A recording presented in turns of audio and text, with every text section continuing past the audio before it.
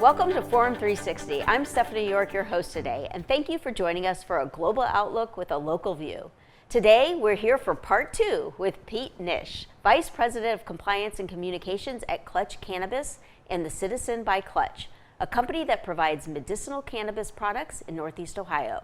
We're talking about the different types of cannabis, medicinal uses of cannabis, and Ohio's recently enacted law allowing for recreational use of marijuana. Thank you, Pete, for joining us again. It is my pleasure. Yes, this is great. Yeah. So we have previously talked about the cannabis industry and how your company has, been in Northeast Ohio since 2019, selling medicinal cannabis. Now the law has changed, and there's a whole bunch of different issues that come up with that. I want to go back to, why do you think people are so scared of having marijuana being legal in Ohio?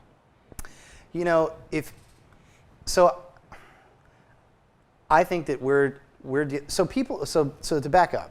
Yeah. We know through archaeological evidence that people have used cannabis as a sacrament, as medicine, and as a recreational substance for 10, if not tens of thousands of years. Okay, so it's a plant that has evolved with us, and we've evolved with it over virtually the entire course of human civilization. Sure. Just like barley or wheat or corn or tomatoes. Made into alcohol. Yeah, right. And so it's only been in the past 100 years or so that people have said that it should be illegal. You shouldn't be able to do it. Okay, and really, if you go back to the very beginnings of those policies, I guess I grew up to expect that when the government doesn't get anything wrong, right? And when it does something, like there's a reason. There's a reason. Right, yeah. There's evidence. I'm all about evidence-based public policy. Sure. There's science to back up the claims that are made and that kind of thing. Right. With cannabis, that there is not a foundation there. Okay. It's lacking. So really, what it boiled down to was racism and xenophobia and kind of like fear of counterculture movements and things like that. Okay. Right? And there's books written about this. So I'm not implying that people that are prohibitionists now are racist or xenophobic or anything like that. But we have now 100 years of propaganda, much of it stemming from the government, by some bad intention as well as good intentioned people. Sure. Saying that the beginnings, like the Reefer Madness stuff, there was actually like a satanic connotation to the plant and people who used it and its effects on people. Wow. And we know that that's not true, right? So I think that there is just a lot. It's brand new to a lot of people. Sure. Even in spite of how old it is as an activity or a substance that people use, it's brand new, and we have 100 years of people telling us that it's bad, to kind of unpack and work through. And now people are saying you can go and you could get your medical card. Yes. And you could go and buy this and take it for all sorts of ailments. Yeah. And it will help you. This is a good product that will help you feel better, get better, eat more if you're not eating. A lot of people, especially when you get older, they don't eat as much and they're malnourished. Got to get people eating. What stimulates the appetite? Well, cannabis can. Right. So, and it's like this miracle drug now for a lot of people. It is, yeah, and I think that it's also important to note that even despite this 100 years of really intense prohibition, all of that time and treasure that we invested in that policy was a waste. Okay, it was an abject failure. Yep. So cannabis is already here in the state right now. It never went anywhere. Ohio has a robust, thriving underground cannabis community. Does it sound a little bit like prohibition? It's exactly like prohibition. There's no difference here. Okay. Yeah. People can kind of pick their poison and say, "Well, I don't like the smell of it. I didn't like the way it made me feel," and that's fine. Right. I mean, I get that it doesn't need to be for everybody to agree. A lot of people don't drink alcohol. That adults should be able to do it. And I think that's if you look at the temperance movement and prohibition, it was a lot of the same arguments were Sure. being made about alcohol, and we saw what a failure it was that Wholesale we failure. turned- Went we underground, turned and it was yeah. still prevalent everywhere. Just underground. With cannabis, it was different because it wasn't mainstream at the time. Right. So it was a little bit counterculture, right? It's something that not everybody was familiar with. Sure. So it was much easier to like demonize it and dehumanize it. And I think that is probably one of the reasons why prohibition has lasted so long. But cannabis is already here in the state. It never went anywhere. So all we're talking about now is providing a legal pathway for adults in Ohio to purchase and use the cannabis that they're already using anyways. Right. Right. And I think that's a really like important distinction to make. There are certainly people that may try it now that haven't tried it before or haven't Sure. tried it in a long time. But I think the vast majority of cannabis consumers in Ohio are already consuming cannabis. Sure. This is just providing them, finally, a safe, legal way to do so. So when you were on the show previously, we talked a lot about what kinds of cannabis there are, what's the difference between cannabis and marijuana and the flower, and now they have gummies. And Yeah. tell me actually, we didn't get into this part. How many different types of forms of cannabis can you buy? Like I've heard of Tons. gummies, Yeah. I've heard of, well, we all know you could bake them in brownies, at Yeah. least you did in college. Yeah. What else is there? So we sell flour. You can buy vape Flour's carts. the stuff you can smoke? Yes. Okay. In Ohio right now But in you medicine, can't you smoke just it. vape. Yeah. You can just vape it, but Okay. once adult use happens, you'll be able to smoke it. Okay. And actually, you can do that now. So Sure. essentially, legally, you're allowed to possess and use it under issue 2. Okay. But just not the stuff you buy from the medical dispensary. Right. But So contradictory, yeah. but yes. There are vape carts and concentrates. Those Okay. are like extracted oils from the plant and medicinal compounds from the plant. Okay. That are concentrated and then put in a delivery mechanism where you can vaporize it essentially. Okay. There are tinctures. What's that? A tincture is like something you would put a drop under your tongue. Okay. Maybe. Topicals, so salves and creams and ointments and patches. For like arthritis or Yep, just a different yep, way to get yep. it into your... Skin conditions, Okay. arthritis, kind of acute pain relief in Okay. areas like if you have bad knees or something, like I do. Interesting. All forms. There's tablets, gummies. We make chocolate-covered espresso beans and blueberries. Really Okay. good chocolate bars. Do you eat the espresso beans or do you make coffee out of it? No, we eat them. Yeah, Okay, you I they're wasn't sure. chocolate covered. Okay, Yeah, they're, okay. Yeah, they're little bites. They're like little chocolate Wow. spheres. Yep. So all sorts of stuff, really. You can. Okay. They make inhalers now that would look like a normal like albuterol inhaler or something.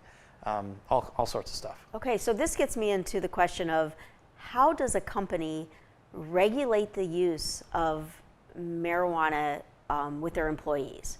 Because with alcohol, if someone comes in drunk, you can do a test, they're under the influence. If you blood test somebody that say takes gummies on weekends, they would have it in their bloodstream For still, sure, yeah. but they would not be intoxicated when they were Right, at work right. because that was done on the weekend. This is Wednesday, but it stays in your system a long time Right.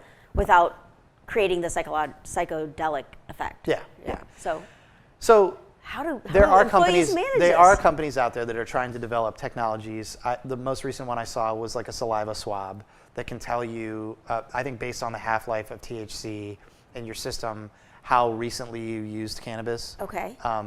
So there are people that are trying to develop more time-sensitive like tests for this to test impairment in the moment. Sure. But what I would say is that this does not need to be any different than alcohol, in other than the chemistry part of it, right? And, Sure. and the physiology part, where there are metabolites in your system for a couple weeks. We're still looking. Employers should still be looking for signs of impairment. Alcohol, you're looking for people that come in smelling like alcohol. Sure. Maybe they're slurring their speech. Their job performance is poor or declining. Sure. Glassy eyes. Just on symptoms of like recent alcohol use. Right. Somebody's currently impaired. Cannabis, I think it shouldn't be that much different. You're looking for smell, bloodshot eyes, other signs of impairment. Slurring, not yeah. walking exactly, right. Exactly. So, and I think people should be a little bit reassured in that we already have a robust science behind and training platforms, behind the detection of people who are impaired by various substances. Right. So, obviously we don't want people using it and going to work, right, or getting behind the wheel of a car or anything like that. And I think that, like I said, there are technologies that are going to catch up and provide tests, as a sure, they're going to have to, right. I think. But even, when you're pulled over and suspected of having consumed alcohol, the first thing they do is a field sobriety test. Correct. Right? They're testing for signs of impairment. They're shining. Yeah. I mean, do your pupils get dilated? I assume. I think there are signs, yeah. So there might need to be more training for state troopers and police on how to perform these field sobriety tests that would detect you're under the influence of something other than alcohol. Well, they're already. But that's what I'm saying. They're already doing. Okay. So they already okay. know. I mean, so yeah, a refresher probably is not going to hurt, right? Yeah. But like they already have the tools. Okay. And so I don't see why it should be that different than alcohol. Sure. In an employment context, and there may be some jobs where an employer says, hey, like you're driving a truck, you're operating heavy machinery, you can't have this in your system. Absolutely. And And I think there should be some. Right. Jobs that say you cannot use it, period. And I think the driving jobs are probably the ones I would think of. We don't, well, and I'm thinking of air traffic controllers, like have they're notoriously very intense about yep. People's sobriety, and for a good reason, right? Absolutely. So like there are always going to be those things, but for the average employee that is using it at night, in a similar way to somebody drinking a glass of wine or two with dinner, right. Or using it on the weekends in the same way somebody might have a couple beers on the weekends. Right. Like I think that there's a way for us all to coexist here without needing to kind of really infringe upon the rights that people just establish for themselves. Sure. And I think I'm going to keep going back to this. It's important to note it's already here in the state. It is already happening right now, and it's been happening for the past 100 years that it's been prohibited here. Right. So I don't think that people are going to wake up someday in September and find that the world, the sun rises in a different direction and sets in a different direction, and like people are running around all the street with their hair on fire. It's like they said that was going to happen when the medical program was created here. You're right. And today, I think that there is probably a large portion of the state that doesn't even realize they can legally access it in a medical program. Wow. Because advertising is so heavily regulated and it's just not talked about. It's just only through social media that we see it all. Right. So, and most of that advertising is like illicit advertising or hemp advertising, right? Right. So you're not really seeing like a company like ours run ads on Instagram. Nope. We're struggling just to keep the Instagram account on Instagram, right? Right, So I want to make it clear that it's not like this. There's been this radical shift where people are going to be running out and doing something that they haven't ever done before. Sure. Most of the people that are going to consume cannabis are already consuming it. Okay.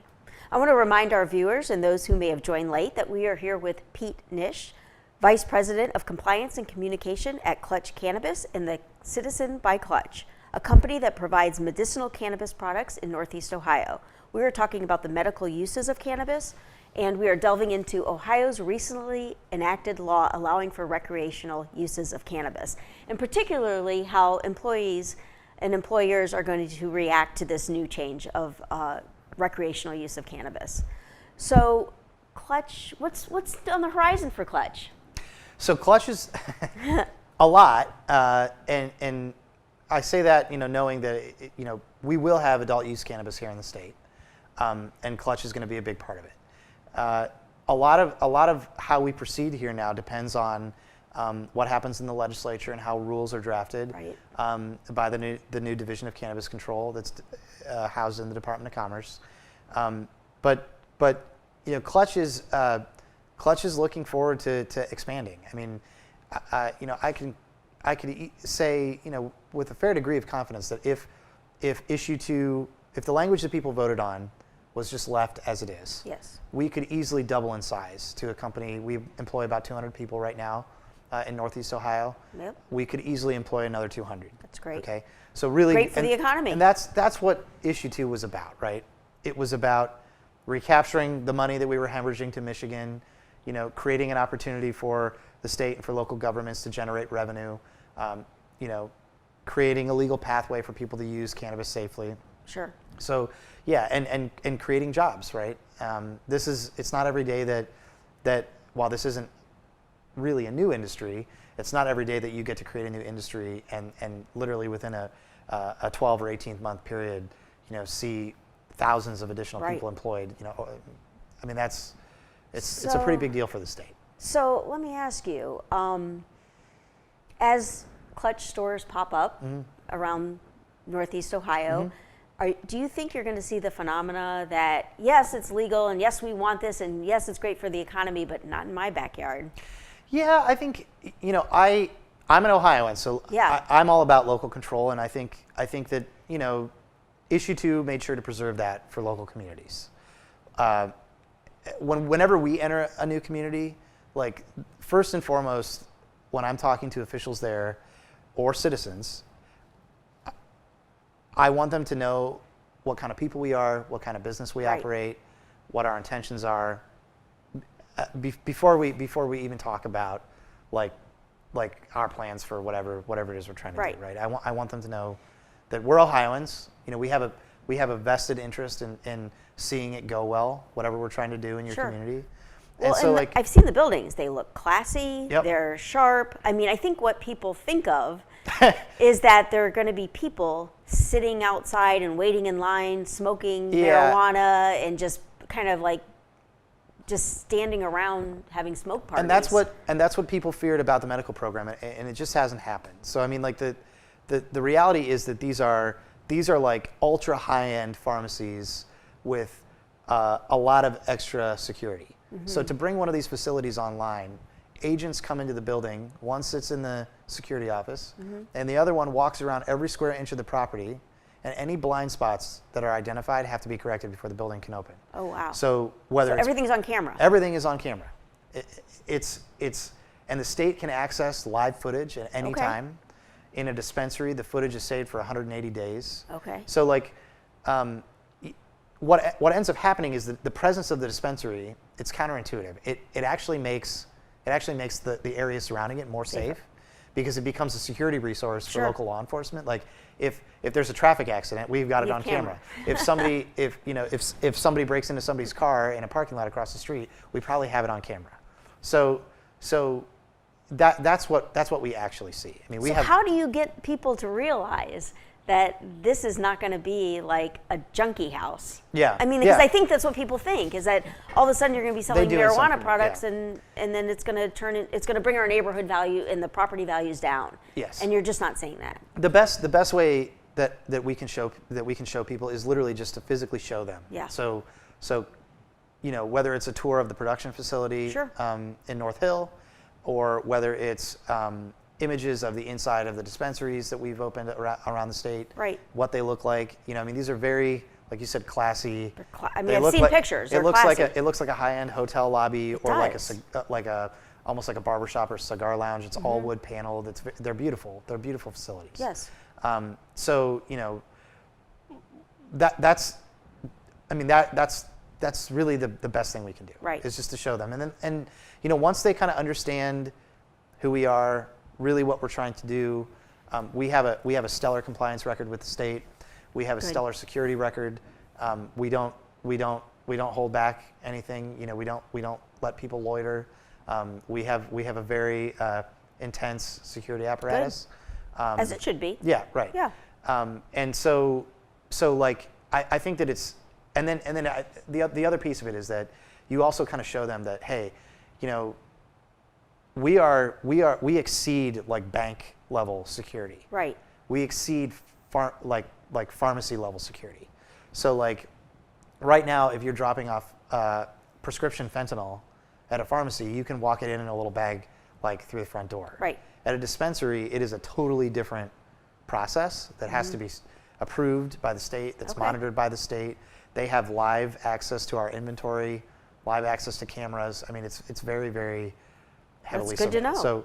So and that's why we're not seeing a lot of the issues that maybe some of the earlier states to legalize had seen, because they hadn't set up something that was so robust. So how many states is marijuana legal in? I believe marijuana is legal in 24 states right now. Wow. For recreation. Okay. I think it's certainly the vast majority of Americans have access to legal cannabis now. Okay.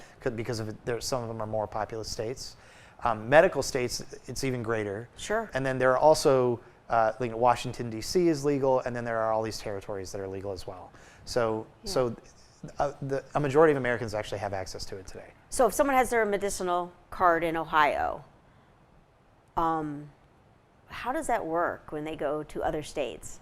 You got to follow other state rules. Okay. So some states will honor it. So like Michigan has no problem honoring Ohio medical cards, but Michigan's an adult use state with an oversupply issue, so they will sell to anybody. But some states are more specific. You have to apply. Maybe you can apply to have your card recognized for like a short period of time, like if you're on vacation. Right. Like, could you like carry it to another state? Right. Yeah. Because you need to have it for your medicine. Yep. And you have your card. So carrying it is a different issue. Okay. So like, I know that people do it. I know that TSA does not prioritize searching for it because they're searching for things that are actually dangerous to people. Okay. On planes, and you can use your imagination, right? But like they're looking for weapons and things like that. Right? So they don't really care if somebody has gummies in their purse. Okay. Really, but I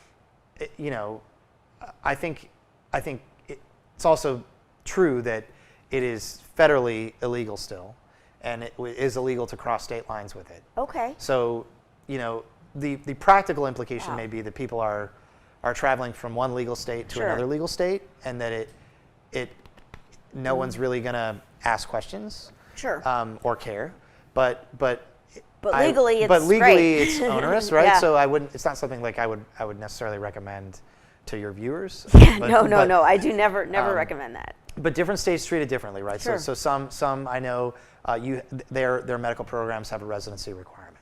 So like you can't be a medical patient in Florida unless you live in Florida. Sure. So my medical card would not. Same with legal license. Yeah, right. So it's.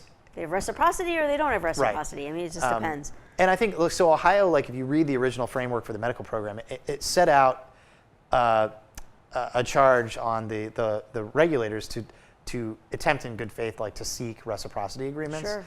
But the issue is that Ohio is so intensely regulated, like where package quantities are different. Sure. And there's a potency cap that doesn't exist in most of these other states. And, our purchases are tracked in the same pharmaceutical database that tracks, other pharmaceutical like prescriptions, right? Right. So if those pieces are missing, I think it's hard for our regulators to say that they can achieve reciprocity with another state because there's no way to track. Like if I have a 90-day supply here that I'm allotted, and I purchase some of it in West Virginia, that may not be tracked by Ohio, so they wouldn't want me to exceed my supply. Right. Or you know what I mean? So I do. So it's difficult, right? That's in a medical context. Now in an adult use context, it's a little different, but we still are now dealing with potency caps, and like our program is regulated a little bit differently. So we'll have to see how it all shakes out. Yep. Do you ever see a nationwide law regarding the legality of cannabis, since so many states have it? Yeah. And do you think that it should be? Federally regulated. Yeah. So I think it will happen. I don't think it's happening next year. Sure. I'm waiting for somebody to run for office, for president, with it as a campaign plank, right? Sure. That hasn't happened yet. Although we're hearing more discussion about it now. Are you announcing your candidacy? No, I'm not. No. I'm happy where I'm at. I think it's going to take, honestly, some more time to sort out the details. And the other thing I'd want to say about that is it is creating a really unique situation that is sort of unprecedented in other industries, in that it's allowing states to incubate local businesses, and kind of experiment with policy to see what works best, right? So each iteration of this, I think, gets a little bit better, Some of sure. them take a few steps back. Yep, There's no yep. question that some fail to launch. Absolutely. They really struggle, and we see that, you know, in states like New York, where New York is maybe situated a little bit differently, but they've taken so long that now you have like a rampant illicit market proliferation, Sure. especially in Manhattan, where, you know, I don't know why we would expect anything else. I mean, they can't even stop counterfeit goods in Manhattan, so why would they Right. be able to stop, you know, Right. the cannabis trade? But like some have taken good steps forward. So if we legalized it overnight, I think what would happen is a lot of these local businesses that are still getting a foothold would struggle. Sure. And for better or worse, while I'm a proponent of legalization, I think it's interesting that we are getting to take advantage of the opportunity to incubate local businesses here in the state. Thank you, Pete, for the interesting discussion about marijuana and cannabis. I particularly appreciated your perspective around the legalities of recreational use of marijuana in Ohio and what companies should consider when revamping their HR manuals regarding drug use. Thank you for teaching us about this controversial issue. I certainly enjoyed today, and I learned a lot. I know our viewers did too. I'm Stephanie York. Thank you for joining us for Forum 360 for a global outlook with a local view. Forum 360 is brought to you by John S. and James L. Knight Foundation, the Akron Community Foundation, Hudson Community Television, the Rubber City Radio Group, Shaw Jewish Community Center of Akron, Blue Green, Electric Impulse Communications, and Forum 360 supporters.